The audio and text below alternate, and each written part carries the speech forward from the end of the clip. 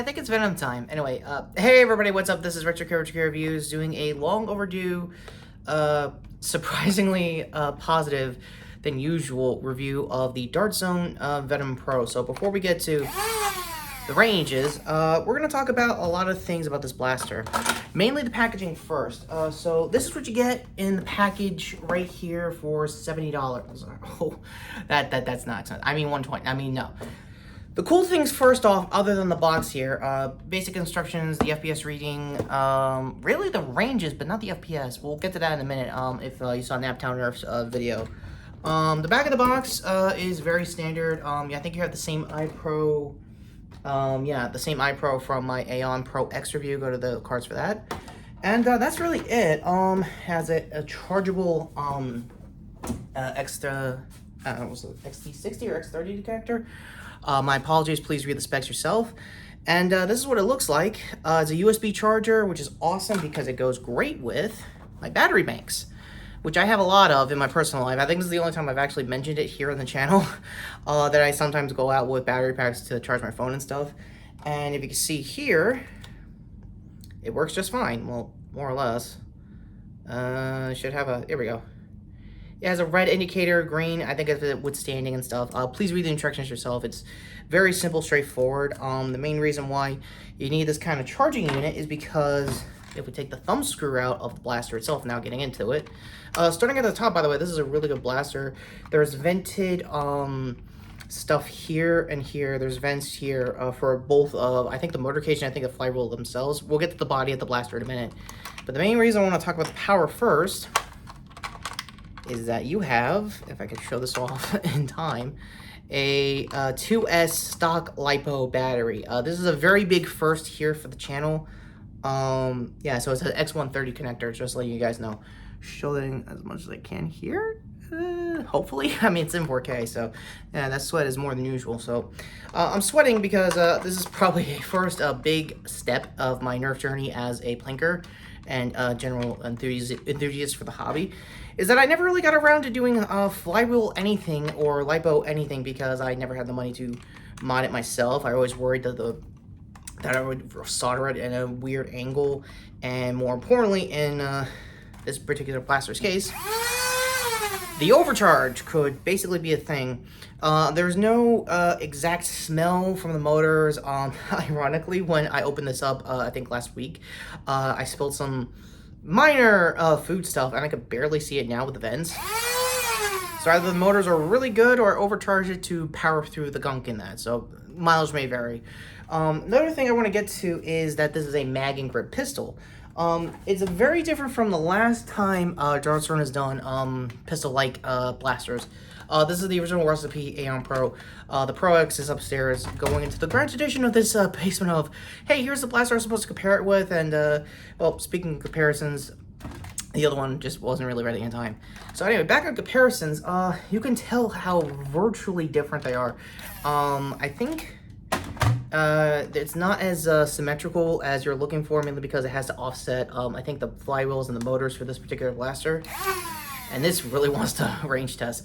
So over here, I don't show yet. I'll probably put a picture of it, probably in the Instagram, I guess, dump for when this video drops, is that I'm making a makeshift dart net because I don't have one yet. I'm very much aware that Dart Zone is now finally selling dart nets, so that will definitely be a thing coming up here for the channel, if anything else, as far as future content goes for their blasters. I definitely want to get their Striker Pro X. I've heard nothing but good news about that so far.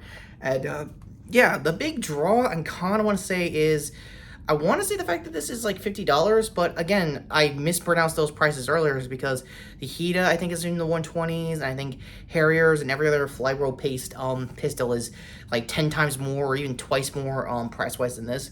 Basically, if you got 2 of these or even 3 of those, you get like 6 mags and like a lot more fun than you could with the stock hobby grade stuff. So speaking of that hobby grade stuff, let's get to the new half dart they're having here. I'm going to do a collection of their previous darts, just to get a reference for the new bamboos.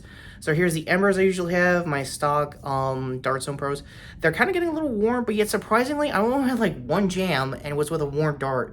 original recipe dart zone, not the Ember. So probably because of the heft of anything. Speaking of that heft, here's the new half-length round, their new bamboos essentially, and there's this mini backer rod like right in the middle of it. I guess to give it more heft for the hype for the performance of these blasters, which we'll get into with a quick firing demo. We're gonna do, I want to say, a few rounds of all three at once. This is gonna probably be like the closest thing to a 2-shot burst I could do with these mortars. And yeah, in case you could tell, this is someone who has never touched a lot of flywheel mods or lipos. It is very commanding of a sound when it comes to the rev time. Speaking of the rev, it's not in the middle of the trigger here like it normally would be with most flywheels. It's actually in this beaver tail-ish grip you got going on here. It's more pressure sensitive because you're not going to hit it with just a tap. Maybe on the bottom trigger. I think Nato might have got it wrong.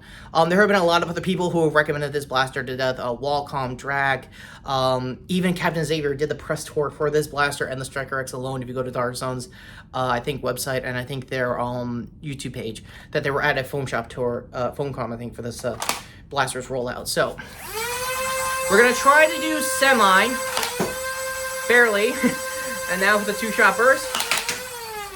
And I don't really have my best ideas forward with the dartnet, but it's getting the idea what you're coming at. Now, the only big con, I think, for me so far is not a whole lot like everyone has said, but the sight picture, if you can see here for the iron sights, is extremely low. I have to like really hunch in than usual for a pistol like this, and it can handle the heft. Like, it holds pretty well. You could John Wick it a little well on like just aim alone. Like, honestly, for everyone else in the hobby, they're gonna fire from the hip. I would too, honestly.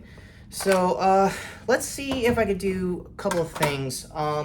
The big draw I found out, I think through Naptown, but which everyone else doing the rollout for this blaster, is that it can still take scars. More specifically, in this particular blaster's case, the PCAR you guys saw in my previous review with the Aeon Pro X. So we just shove that in here like that, and it's more confirming.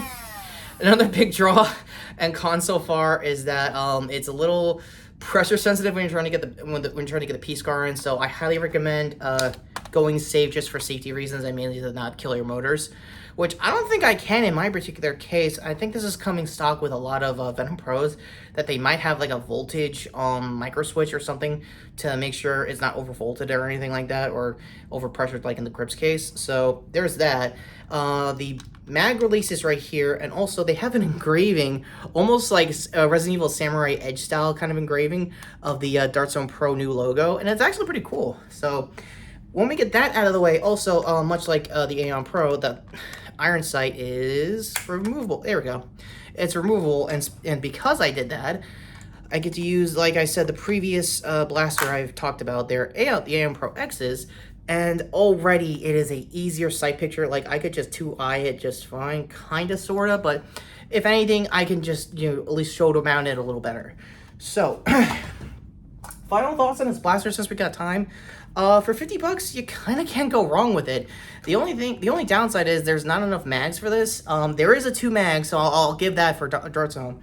I would love like a multi-pack of mags coming up, especially like I think they're gonna roll out a 250 pack of their new bamboos, like they did with the 150s, like they did with the Embers, and I think with the Dart Zone OGs were coming out at the time 4 years back. So that's gonna probably be the case. The main reason why I kind of need that new 100+ pack is that I might have lost 2 darts while testing this video for this video. So there is going to be a significant drop in FPS when you do put the when you put the plastic scar down to like 90s and high 100s. That's actually really good if you're going to go take this into an HVZ round with casuals. Go back to the 130s when you take the barrel out, and that's really it, honestly. Overall thoughts, no notes, because it's that fun. I'm not kidding. This is a very fun blaster. If you have the means, if you have 50 bucks to burn like I did, you get a very fun blaster. No FPS readings, because I'm pretty sure my old reliable chronograph here is gonna cry like a screaming mess when it comes to getting ranges like that.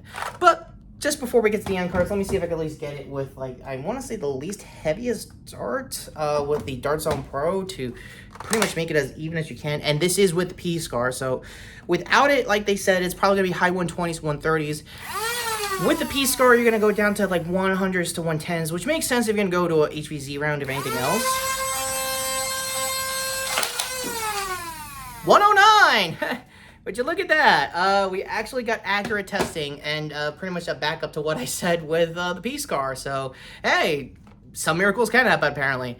With that said, shots over there to hit the subscription bar, notification bell down below as usual. Go to the other shot here. Oh, this is very ambidextrous, by the way, for anybody who wants to duel this blaster, by the way.